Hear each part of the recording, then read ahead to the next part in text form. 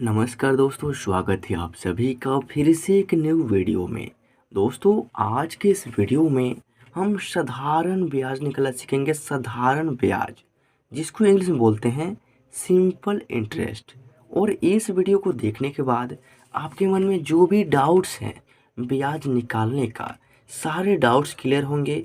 और ये क्वेश्चन या इस तरह के कोई भी क्वेश्चन आप बिल्कुल ही चुटकियों में आंसर करेंगे इस वीडियो को देखने के बाद। और जो मैं आसान तरीका, आसान फार्मूला बताऊंगा ना, उसको सीखने और समझने के बाद। तो देखिए हमारा क्वेश्चन क्या है। सबसे पहले क्वेश्चन को केयरफुली पढ़ना है, समझना है। उसके बाद इसको काफ़ी आसानी से सॉल्व करेंगे। तो हमारा क्वेश्चन दिया गया यहाँ पे, देखिए क्वेश्चन बोल रहा है कि 2000 रुपये का 4% की वार्षिक ब्याज की दर से 4 वर्ष का साधारण ब्याज ज्ञात करें।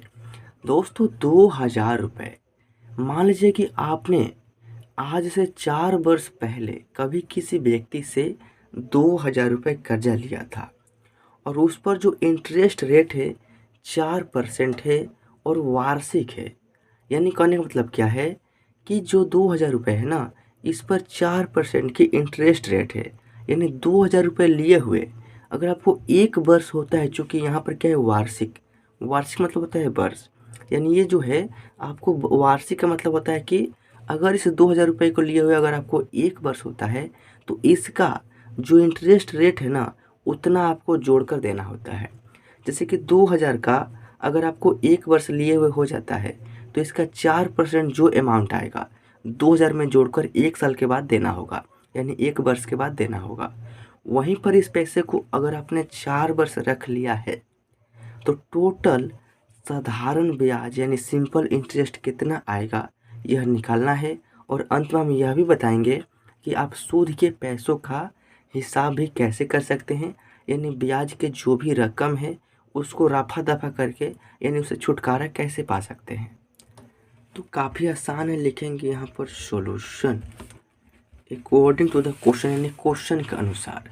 अब देखिए क्या दिया है, यहाँ पर दिया है 2000 रुपये। यानी सबसे पहले हमने इसी पैसे को कर्जा लिया था, तो यहाँ पर जो भी पुराना वाला धन होता है ना, उसको हम बोलते हैं मूलधन। जो भी यानी जिस राशि का हमको ब्याज निकालना है उसको हम क्या बोलेंगे, मूलधन बोलेंगे।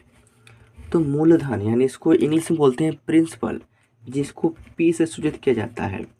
और जो मूलधन का मान है 2000 है, तो हम यहाँ पर 2000 रुपये है तो 2000 रुपये लिख देंगे।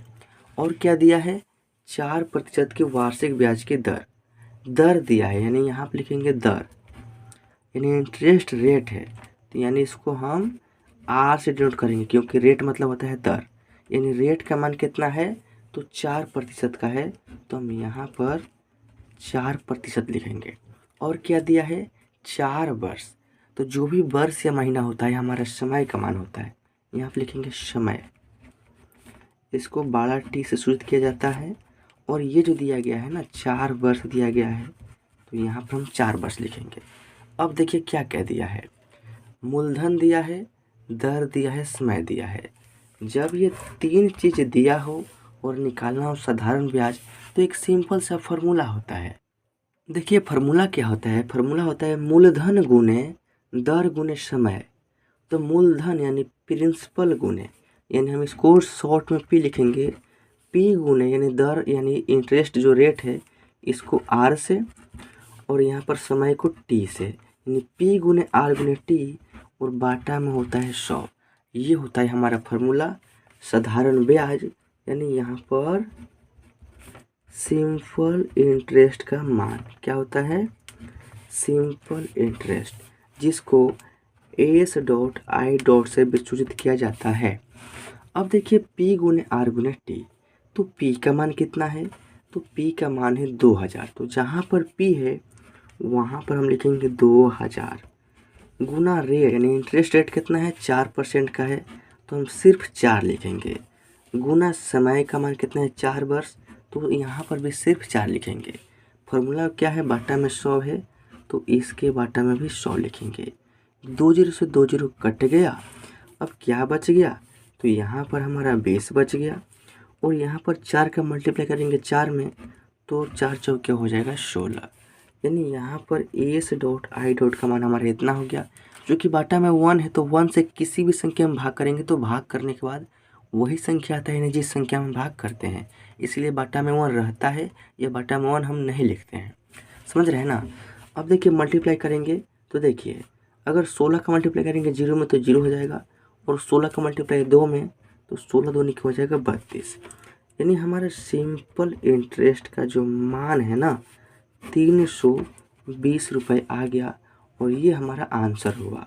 तो मैंने आपको क्या बोला था कि अंत में हम सूद के पैसों का भी हिसाब करना सिखाएंगे। तो यहाँ पर हम लिखेंगे सूद के पैसों का हिसाब।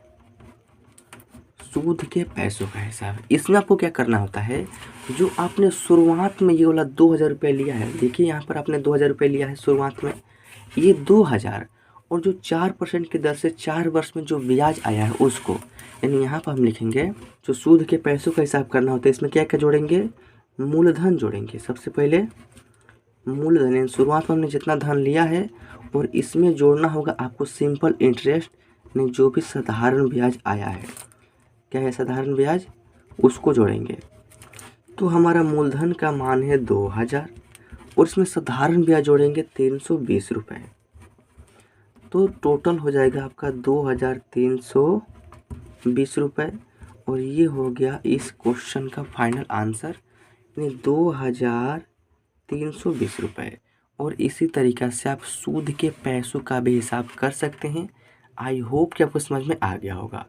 तो दोस्तों अगर वीडियो अच्छा लगा हो तो वीडियो को लाइक कर दीजिए, इस चैनल पर पहली बार तो सब्सक्राइब कीजिएगा। मिलते हैं नेक्स्ट वीडियो में किसी नेक्स्ट टॉपिक के साथ, तब तक के लिए जय हिंद, वंदे मातरम।